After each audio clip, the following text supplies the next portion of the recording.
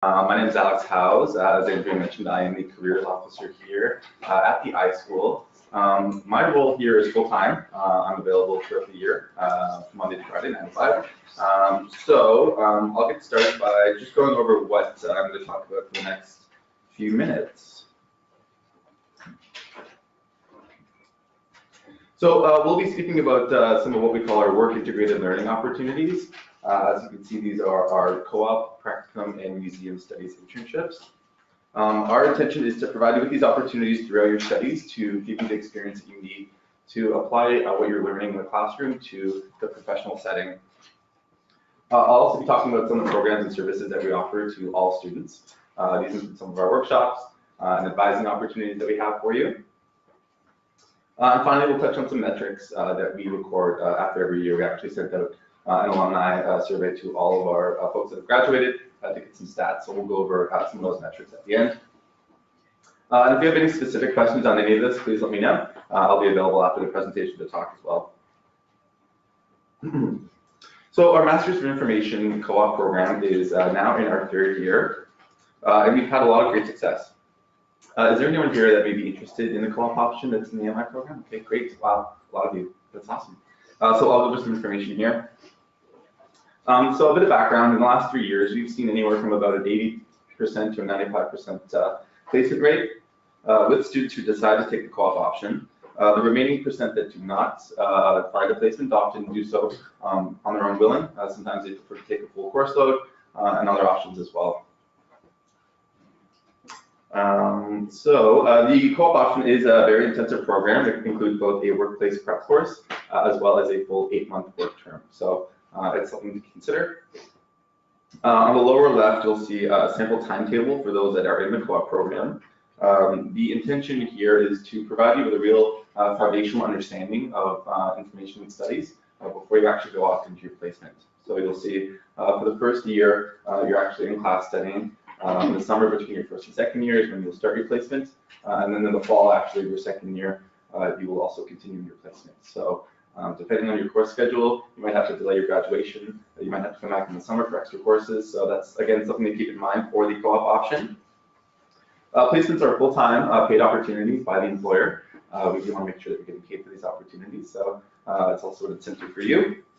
On the right, you'll see a listing of some of the job titles and organizations that our co-op students have gone off into.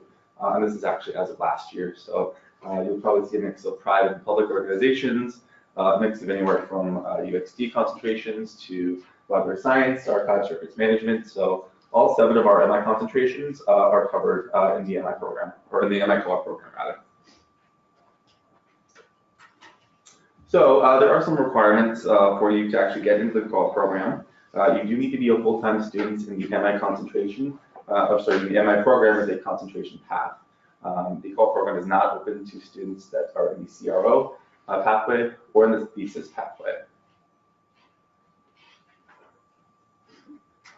Once you're in co-op, you're required to complete a minimum of 2 courses in your concentration. Before you start your placement in May, you'll need to complete 8 half courses and maintain an A- standing, as well as complete the 3900 workplace prep course. So this is intended for you to actually get a full understanding of what it's like to be in the workplace before you actually go off into your placement.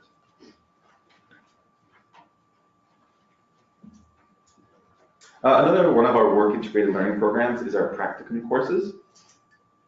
The intention behind Practicum, which is similar to co-op, is to really provide you with the opportunity to leverage what you're learning in the classroom in the professional setting. And the difference between the Practicum and the co-op is essentially the length of work that you'll be doing.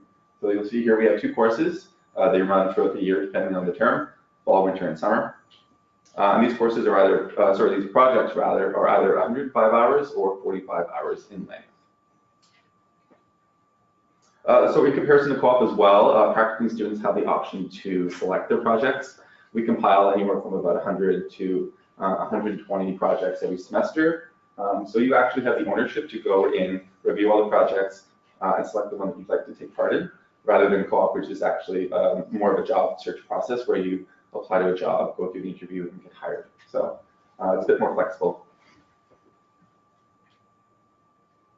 So depending on actually what you're interested in and what your needs are looking like, we can work with you to determine whether co-op or practicum or any other opportunities are best fit for you. Finally, museum studies internships. Are there any museum studies students in the room? Okay, awesome, great. So at the bottom here, you'll see the majority, almost all, not all, but the majority of MSST students actually do take the internship option. So this is an option for you in the summer, again, between your first and second year. So this is a 12-week summer internship. There is a prep course as well, similar to the co-op option. So we want to provide you with, again, the foundational knowledge that you need before actually going off into your internship. Internships are anywhere throughout the GTA as well throughout Canada. We have internships at the Royal Ontario Museum, New York Gallery of Ontario, and many more. So throughout your time here, there will be a lot of opportunities for you to actually get support and improve your professional development and career development skills. So you'll have access to some of what we call our iSkills workshops, and I think Eden is here to talk about some of those workshops shortly. But I've got a list here of just some of the career development workshops that we offer. Again, you'll see topics anywhere from resume cover letters, how to interview, how to network, LinkedIn, leveraging LinkedIn. So these workshops are always updated based on the needs of our students and what we're seeing in the labor market as well. Alongside workshops, there are also, as I mentioned, advising appointments. So we're available all throughout the year to meet one-on-one to talk about more in depth with some of these topics related to, career exploration, what can I do with my degree, to more specific job search strategies.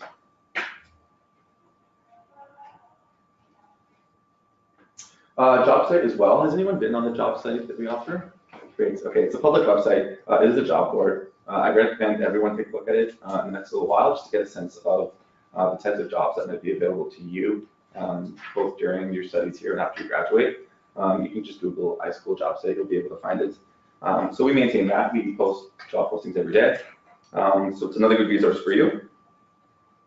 And as you can imagine, there are a lot of events that take place throughout the year here at the iSchool. I've listed a few here. One of them is our association networking events. Each fall, around November, we bring in a number of professional associations that are related to the field of information. So they come in and talk about some of the opportunities that they have available, some of the trends that are happening in the field. Works as a great networking opportunity. There's also the Employer Showcase, which is essentially a job fair that we help coordinate. So that takes place every January often. So again, we bring in organizations external to the faculty that are hiring actively. So another good way to actually start applying for jobs and networking with folks as well. And I mentioned student groups. Generally, we do have our MISC and USA, Museum Studies and Masters of Information student groups. They run programming and events throughout the year, so we do support those folks as well in terms of panel discussions, networking events. And finally, outcomes. So as I mentioned, we do send out an employment survey to our alumni every year. I'll just go over some of the stats that we have. About 85% of students surveyed last year found full-time or part-time work within 1 year of graduation. Of those, 94% found relevant work in their field. You want to make sure that what you're actually studying is going to translate well into your career after you graduate. So those are quite good numbers, as you can see. Most of our graduates found work within the GTA. Our alumni community is a global community, though, so if you are interested in opportunities throughout the world, our alumni are in many places outside of Canada as well.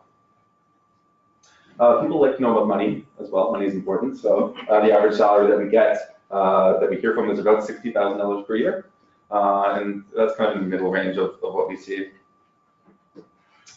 And what else? As well, at the bottom here, the methods, we ask students, how did you find your job?